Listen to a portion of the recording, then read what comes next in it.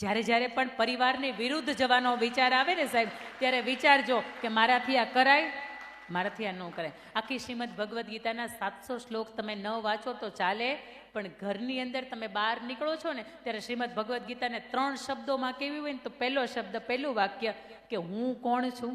આનો તમને આત્મા તમને કેવો જોઈએ, હું કોણ છું? તો કે મારું નામ અંકિતાબેન છે આવું નહીં, પણ હું કોનો અંશ છું અને હું જે જગ્યાએ જાઉં છું એ જગ્યાએ બરોબર તો છે કે નહીં. ઘરની બહાર તમે જાઓ ને તમારા મા બાપને તમે એવો વિશ્વાસ અપાવો, કારણ કે એને તમારી ઉપર આંધળો પ્રેમ હોય. તમે વિશ્વાસ અપાવો કે ભાઈ હું જુનાગઢ હોસ્ટેલમાં જ જાઉં છું. બસમાં તમે ક્યારેક વેકેશનની અંદર ગયા હોય અને તમે આવતી વખતે એવું કહો ને પછી ન બને નારાયણ, ન કરે નારાયણ, અને કોઈ પણ ઘટનાના તમે સાક્ષી બની જાઓ તો સાહેબ મને એમ થાય કે મા બાપ જિંદગીમાં કોઈની ઉપર વિશ્વાસ મૂકતા બંધ થઈ જાય. જે તમે મા બાપના ન થાવ, તમારે દુનિયામાં થાવું કોનું? કોનું થવું? જે 20 વર્ષનો પ્રેમ તમને પ્રેમ ન લાગે અને તમને એમ થાય કે 12, 15, 17 વર્ષની ઉંમરે પ્રેમ થઈ જાય, એમ વાતમાં માલ નહીં, ન થાય. ઘણા ઘણાને 22 વર્ષની ઉંમરે થાય ને તો એને પ્રેમ નથી કહેવાતો. આ 12, 15 વર્ષની ઉંમરે માત્ર આકર્ષણ થાય.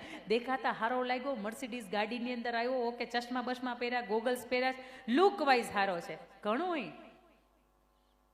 એક વખત જ્યારે જીવતરને સોંપો ને ત્યારે નક્કી કરજો કે વ્યક્તિ તમારી કિંમત કરશે કે નહીં. તમારી કિંમત છે સામે એટલી એની કિંમત છે કે નહીં. 1 મહિના પહેલાં પાટીદાર સમાજમાંથી એક ઘટના બની, સતત એ મીડિયાની અંદર હાઈલાઇટ ઉપર એ ઘટના આવી કે દીકરી કલાકાર છે અને જ્યારે પાત્રની ગોતવાની પસંદગીની અંદર કોઈ ભૂલ થાય છતાં એ દીકરી એવું કે તો મારું જીવન છે, તમે કોઈ એમાં વચ્ચે ન પડે તો સારી વાત છે. મને એમ થાય કે દીકરીને જ્યારે મંચ ઉપર આવવું હતું ને ત્યારે કેટલાય મા બાપે એવું કીધું હતું કે નહીં, દીકરીને આટલી બધી છૂટછાટ ન દેવાય, છતાં એને પપ્પાએ એવું કીધું હતું કે મારે દીકરો થઈને ઊભી રહેશે. અને દીકરીએ ઘરે એવું કીધું હતું, પપ્પા ચિંતા નહીં કરતા, હું તમારો દીકરો થઈને ઊભી રહેશે. પણ જ્યારે જ્યારે આવી ઘટનાઓ બની જાય ને જીવનની અંદર, તે દિવસે મા બાપ છે ને જે આમ માથું રહીને ચાલતા હોય ને આમ, એ બધું માથું નીચું પડી જાય. અને જીવતા લાશ બનાવવાનો અધિકાર એક દીકરી તરીકે બાપના જીવનમાં ક્યારેય આપણને નથી.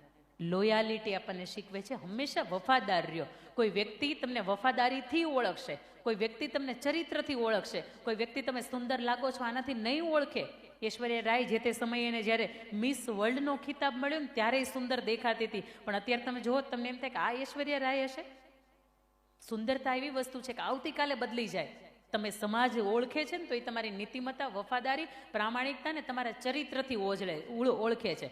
અને આજે પણ તમે મેકઅપ કરેલા હોય, સુંદર લાગતા હોય, વાતની અંદર હું બિલકુલ સાક્ષી નથી. કારણ કે જે મેકઅપના તમે 1000-2000 રૂપિયા આપ્યા હોય બેન, હાંજ થાય તો આપણે કંઈ કાઢી નાખીએ. સાચી વાત કે નહીં? કોકના લગ્નમાં તૈયાર થયા હોય, તમે સવારમાં 50 સેલ્ફી પાડો, બીજા